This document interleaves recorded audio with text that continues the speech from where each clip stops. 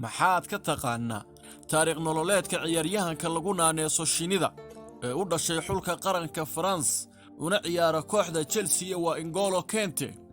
mase ogtahay Kante inuu ka tirsanaa shaqaalaha nadaafadda ee garoomadii lagu qabtay koobkii adduunka 1998?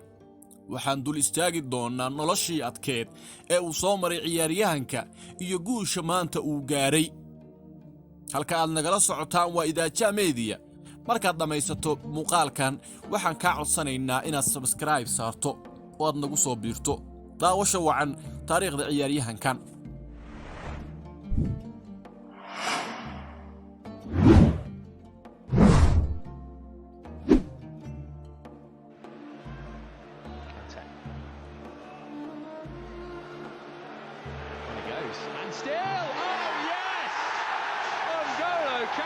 N'Golo Kante waa laacib u dhashay dalka Faransa kana ciyaara qadka dhexe ee kubad burburiyaha. wuxuu hadda ka tirsan yahay kooxda kubadda cagta ee Chelsea ee ka ciyaarta horyaalka dalkaasi Ingiriiska. wuxuu ku dhashay magaalada Paris 29 bishii Maarso ee sanadii 1991. asalkiisa wuxuu ka soo jeedaa dalka Mali, waana ciyaaryahan Muslina. waalidka N'Golo Kante ayaa dalka Mali ka soo haajiray sanadii 1980 waxayna soo gaareen magaalada Paris iyagoo markaa raadinayay nolol dhaantay noloshii ay ku noolaayeen.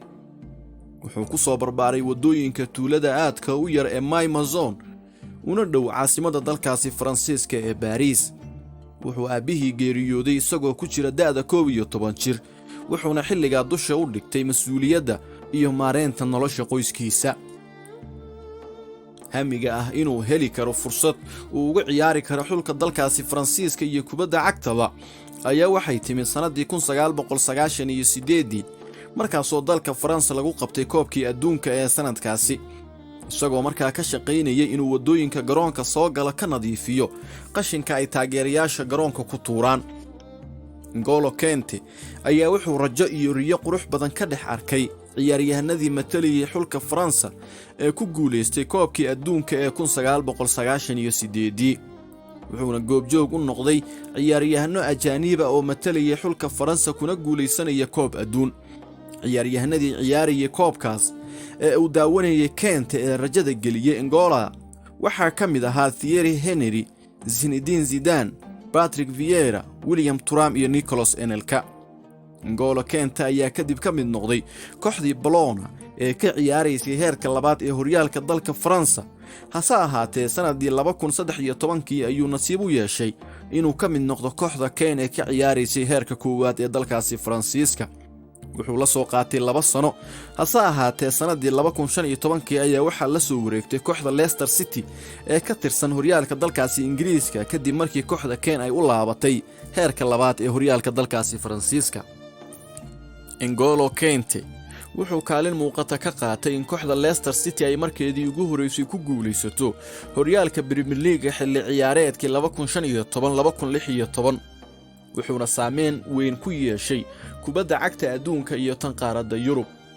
sanadii 2016 ayaa maamulka kooxda Chelsea waxay go'aansadeen inay la soo wareegaan ciyaaryahankaasi kana soo dejiyaan garoonka Stamford Bridge dhaymankan madow ee dhererkiisu gaaban yahay.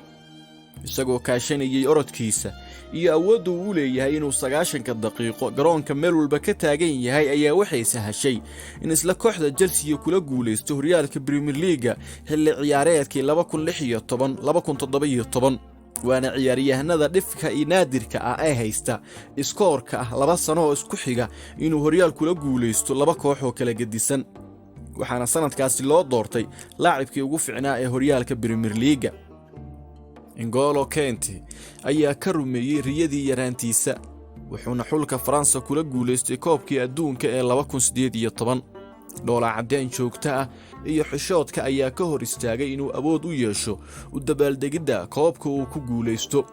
waxaana badanaa aragnaa isagoo inta ay gacanta soo qabtaan loo dhiibayo koobabka ay kooxdiisii ku guuleysatay. isagoo ah maalqabeen mushaar waali ah qaata ayaana haddana laga dareemin inuu yahay taajir. mana aha shakhsi ay hantida wax badan ka beddeshay. wuxuu wataa gaari aan qiimo badan ku fadhin, dharkuu xirtana uma eego qiimaha uu ku fadhiyo.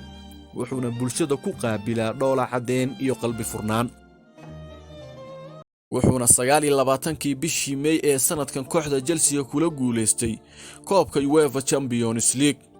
Kante isaga ayaa ahaa ciyaaryahankii korontada iyo biyaha ka goostay kooxda Manchester City ee ku ciyaarsiiyay garoon mugdiya, taasoo sababtay inay Chelsea ku guuleysato koobkeedii labaad ee UEFA Champions League. Kante wuxuu ka mid yahay ciyaaryahanada isku haysta koob adduun, UEFA Champions League iyo horyaalka Premier League. wuxuuna hadda ka mid yahay ciyaaryahanada loo saadaalinayo inay ku guuleystaan abaalmarinta Ballon d'Or-ka. haddaba dhageysta ama daawade, adiga ma aaminsan tahay in N'Golo Kante uu ka mid yahay ciyaaryahanada mudan in sanadkan ay ku guuleystaan abaalmarintaasi? halkaas ayaan ku soo gabagabeynaynaa taariikhdii dheereed ee ciyaaryahanka u dhashay xulka Faransa N'Golo Kante ee u ciyaara kooxda Chelsea.